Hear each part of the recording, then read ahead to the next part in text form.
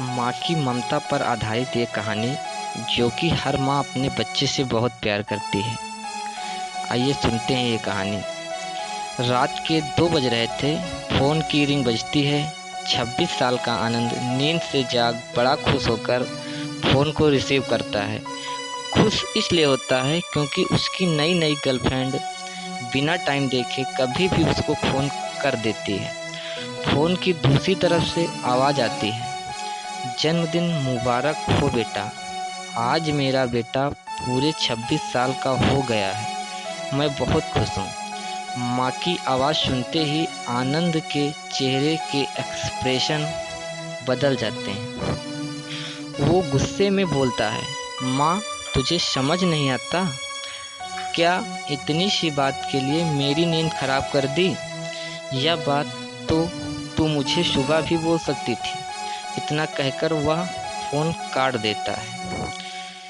थोड़ी देर बाद फिर से फ़ोन की रिंग बजती है।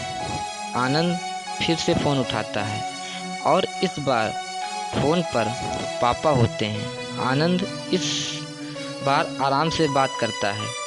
थैंक यू पापा, आपने मुझे बर्थडे विश करने के लिए फ़ोन किया, वो भी इतनी रात को। पापा कहते हैं, नहीं बेटा, मैंने तुम्हें मुबारकबाद देने के लिए नहीं बल्कि ये बताने के लिए फ़ोन किया है कि तुम्हारी माँ बिल्कुल पागल है।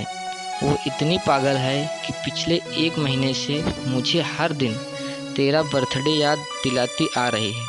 वो इतनी पागल है कि तू हमसे सैकड़ों किलोमीटर दूर है, फिर भी उसने यहाँ पर खुद अपने हाथों से तेरे लिए केक बनाया है।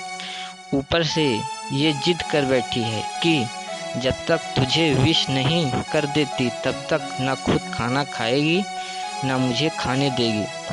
आनंद सब ध्यान से सुन रहा था और उसे ये महसूस भी हो रहा था कि उसने अपनी माँ को फॉर ग्रांटेड ले लिया था।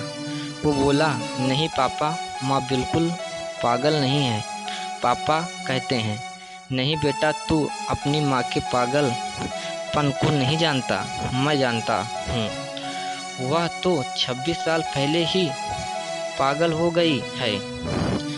जब डॉक्टर ने उसे कहा था या तो हम बच्चे को बचा सकते हैं या आपको, उसने बिना 1 सेकंड भी सोचे बच्चे को बचाने का फैसला ले लिया और मुझे भी कसम देकर उस फॉर्म पर साइन करने के लिए मना लिया था जिस पर लिखा था उसकी ज़िंदगी इस ऑपरेशन से खतरे में और अगर उसे कुछ होता है तो उसके जिम्मेदार डॉक्टर नहीं होंगे।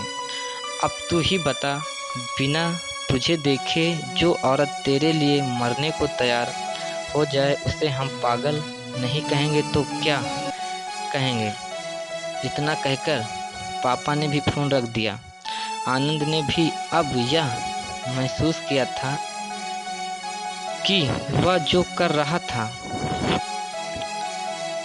वो भूल नहीं, गुनाह था। हाँ, एक बार किसी इंसान को दुख दो तो कोई बात नहीं, लेकिन भगवान को दुख देना गुनाह ही होता है और माँ भगवान से कम नहीं होती है। पश्चाताप के आंसू उसकी आंखों से बह निकले। सवेरे होते ही आनंद अपने घर की ओर रवाना हो गया। अपनी माँ बाप से माफ़ी मांगने के लिए घर पहुँचते ही उसने पहले माँ से माफ़ी मांगी, जिसने उसे गले से लगा लिया। फिर वह अपने पापा से माफ़ी मांगने लगा। पापा ने कहा, कोई बात नहीं बेटा, जा तू वापस चला जा। तेरी माँ हमेशा कहती थी कि तू उसे बुढ़ापे में संभालेगा, लेकिन मैं उसे समझा दूंगा। जैसे आज तक मैं उसे संभालते आया हूँ वैसे ही आगे भी उसका ख्याल रखूँगा। उसे भी यह समझ लेना चाहिए, जो बेटा उसके एक फ़ोन करने से परेशान हो जाए वह उसे उम्र भर क्या संभालेगा। बाप की ऐसी कड़वी बातें सुन आनंद की आंखें बहने लगी। वो सर झुकाए अपने बाप के सामने चुपचाप खड़ा रहा। अपने बेटे को परेशान देख माँ आगे आती है और पापा को कहती है, जाने दीजिए, माफ़ कर दीजिए, हमारा ही बेटा है। माँ की ममता का मोल ना कोई लगा पाया था, ना कोई लगा पाएगा। 9 महीने प्रसव की पीड़ा सहन करके हमें नई ज़िंदगी, नई दुनिया में लाने वाली माँ ही हमारी हर गलती को माफ़ कर सकती है।